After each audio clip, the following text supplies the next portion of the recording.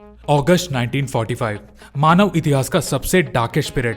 इस समय में कुछ ऐसा हुआ था जिसने जापान ही नहीं पूरे दुनिया को हिला के रख दिया था। क्या आप गेस कर सकते हो कि वो इवेंट क्या था? Yes, nuclear attack on Hiroshima and Nagasaki, जहां दो बॉम्ब्स ने करीबन 2 लाख लोगों की जान ले ली थी और फिर भी इसका दहशत खत्म नहीं हुआ था। तो दोस्तों, ये है टेक्नोलॉजी की तबाही, टेक्नोलॉजी का वो डार्क साइड जिसे हम फिर कभी देखना भी नहीं चाहते। तो आज के इस वीडियो में हम इस अटैक के साथ साथ और भी दूसरे डेडली टेक इन्वेंशंस को देखेंगे जो हमारे इस दुनिया में एक बहुत बड़ा इम्पैक्ट छोड़ा है। तो चलो तैयार हो जाओ, ये है टेक बाबा, जहां आपके सभी साइंस और टेक रिलेटेड क्यूरियोसिटी को शांत किया जाएगा। हमारे आज के डेडली टेक इन्वेंशंस के लिस्ट में फर्स्ट है एजेंट ऑरेंज। एजेंट ऑरेंज, ये नाम सुन के 60s के कोई सीक्रेट स्पाई की तस्वीर सामने आती है ना, but sorry to spoil your imagination, ये कोई स्पाई नहीं है। इंस्टेड ये एक फर्टिलाइजर है। एक खाद कब से एक डेडली टेक बन गया? आपका सवाल भी सही है। वैसे इस इन्वेंशन को इन्वेंट भी किया गया था यूजफुल पर्पस के लिए, बट इसका गलत इस्तेमाल इसे इस मोस्ट डेंजरस टेक इन्वेंशंस के लिस्ट में लाकर खड़ा कर दिया। इसे इसका इन्वेंटर आर्थर गैल्स्टन ने भी एक केमिकल ग्रोथ हार्मोन फर्टिलाइजर के पर्पस से ही बनाया था, जो सोयाबीन के ग्रोथ रेट को इंक्रीज कर सके when spread on from the air. बाद में जाके अपने गैल्स्टन भाई साहब ने ये डिस्कवर किया कि भाई इसे तो एक हर्बिसाइड के तौर पर भी इस्तेमाल किया जा सकता है। ये हर्बिसाइड एक ऐसा सब्सटेंस होता है जो प्लांट्स के लिए टॉक्सिक होते हैं और जिसे अनवांटेड वेजिटेशन को डिस्ट्रॉय करने के लिए यूज किया जाता है। तो क्या आप गेस कर सकते हो कि इस सब्सटेंस को यूज कहाँ किया गया था? No idea. इसे यूज किया था वियतनाम वॉर में, और वो भी 1961 से 1971 के समय में, ताकि वो दुश्मनों को छुपने के लिए कवर और फूड सप्लाई प्रोवाइड करने वाली हर वो पेड़, पौधे और झाड़ियों को डिस्ट्रॉय कर सके।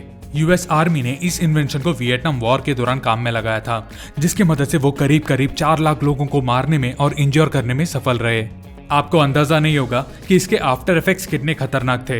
ये इतना हानिकारक था कि जन्म से पहले ही बच्चों को इफेक्ट कर देता था, जैसे 1945 में न्यूक्लियर बॉम्ब्स ने किया था। इस लिस्ट में सेकंड है ऑटोमेटिक राइफल। ये दुनिया भर में मोस्ट कॉमनली यूज किए जाने वाले हार्मफुल और डेंजरस वेपन्स है। इसे इन्वेंट किया था मैक्सिकन जनरल मैनुअल मोन्ट्रैगन ने इन द ईयर 1887। और आपको शायद ये पता भी होगा कि इस ऑटोमेटिक राइफल के वंशज है द फेमस AK-47, M16A1 और M14 राइफल। ये राइफल दूसरों के कंपैरिजन में ज्यादा खतरनाक माना जाता था, क्योंकि ये सेल्फ लोडिंग होते थे और fully automatic weapon fire provide करने की कैपेबिलिटी भी रखते थे।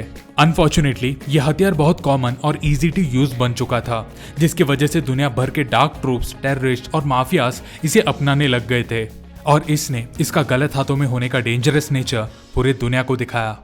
इस लिस्ट में थर्ड है TNT, ट्राइनाइट्रोटोलुइन, या जिसे हम TNT के नाम से जानते हैं, is also an explosive chemical compound, जिसे पहले बनाया गया था 1863 में by a famous German physicist Joseph Wilbrand. लगता है बंदा न्यूटन और फैराडे के थ्योरम्स को देखकर बावला हो गया होगा कि भाई डायरेक्ट बॉम्ब का फॉर्मूला निकालने में लग गया। ऐसे कहा जाता है कि उनका इंटेंशन तो इस कंपाउंड को एक येलो या पीला कलर का डाई जैसे यूज करने का था, बट इसके चक्कर में एक ऐसा इन्वेंशन बना जो कुछ सेकंड्स में ही बहुत से लोगों की जान ले सकता है। आज के मॉडर्न एज में टेररिज्म दुनिया का सबसे बड़ा थ्रेट बन चुका है, और ये टेररिस्ट इसी सेम हार्मफुल मटेरियल्स को लाखों लोगों को मारने के लिए यूज करते हैं। TNT को the most dangerous invention ever made में लिस्ट आउट किया गया है, क्योंकि इसका गलत इस्तेमाल हम ह्यूमन बींग्स और बाकी सभी लिविंग बींग्स के लिए एक बहुत बड़ा खतरा है। हमारे इस लिस्ट में फोर्थ है लैंड माइन्स। ये भी अपने हिस्ट्री का एक बहुत ही खतरनाक आविष्कार था। ये एक ऐसा एक्सप्लोसिव मटेरियल था जो कांटेक्ट से ही ट्रिगर हो जाता था, और दोनों ही सैनिकों को और सिविलियंस को डैमेज पहुंचाने का पोटेंशियल रखता था, और इसी कारण की वजह से इन्हें अब इनडिस्क्रिमिनेट वेपन्स बुलाते हैं। वो क्या है ना, इनमें से भेदभाव की भावना नहीं है, जिसने भी टच किया उड़ा दो। और क्योंकि ये नॉर्मली आंखों को दिखाई नहीं पड़ता कि इसे कहाँ दफनाया गया है, ए विक्टिम में लूज हिज लाइफ या उन्हें सीरियस इंजरीज हो सकती है which can result in a permanent disability. Although इसे पहले कंस्ट्रक्टिव पर्पसेस के लिए यूज किए जाते थे, बट आजकल मोस्ट ऑफ द टाइम इसे बर्बादी के लिए यूज किया जाता है। हमारे इस लिस्ट में fifth and the most destructive invention है एटॉमिक बॉम्ब। वेपन्स जिसका एक्सप्लोसिव आउटपुट एक फिशन रिएक्शन है, उसे कॉमनली एटॉमिक बॉम्ब या एटम बॉम्ब से रेफर किया जाता है। जब एक एटम नेचुरली या एक लैब इंस्टिगेटेड प्रोसेस में 2 हिस्सों में स्प्लिट होता है, इट रिलीजेस एनर्जी, और इस प्रोसेस को हम फिजन कहते हैं। और दोस्तों, ये जो एनर्जी जो इस प्रोसेस से रिलीज होता है इतना इंटेंस होता है कि वो सामने आने वाला हर चीज को तबाह कर सकता है। These bombs are the deadliest invention so far. आप the little boy and the fat man को तो जानते ही होंगे, वो 2 एटम बॉम्ब्स जो दूसरे विश्व युद्ध के दौरान हिरोशिमा और नागासाकी में यूज किए गए थे। उस ब्लास्ट ने पूरे दुनिया को दिखा दिया था कि एक एटम बम किस हद तक का तबाही ला सकता है। इसे डेवलप किया था as a part of the United States Manhattan project, एक ऐसा रिसर्च प्रोजेक्ट जो न्यूक्लियर वेपन्स पर काम करते थे ड्यूरिंग द वर्ल्ड वॉर 2। इस लिटिल बॉय एटम बम का blast was equivalent to 15,000 tons of TNT। अब आप लोग अंदाजा लगा ही सकते हो कि मैं कैसे डिस्ट्रक्शन की बात कर रहा हूँ। हिरोशिमा और नागासाकी के इस ब्लास्ट में अराउंड 1 लाख लोगों ने अपने जान गंवा दिए थे, और वो भी ब्लास्ट के डायरेक्ट रिजल्ट से, और करीब करीब 90,000 हेविली इंजर्ड। और ये मौत का सिलसिला यहाँ पर खत्म नहीं हुआ था। साल के अंत तक और भी करीब करीब लाखों लोगों ने इस बॉम्ब के आफ्टर इफेक्ट यानी रेसिडुअल रेडिएशन इफेक्ट से जान गंवा बैठे थे। ये अभी भी अब तक का सबसे घातक आविष्कार और विश्व शांति या वर्ल्ड पीस के लिए एक कांस्टेंट थ्रेड बना हुआ है। तो दोस्तों, कैसा लगा आपको ये वीडियो? क्या आप इसका सेकंड पार्ट देखना चाहोगे, जहां हम आज के टाइम के सबसे डेंजरस टेक इन्वेंशंस के बारे में बात करेंगे? ये शायद इन एटम बॉम्ब्स की तरह जानलेवा तो नहीं होगा, पर शायद ये हम इंसानों को ही रिप्लेस कर दे।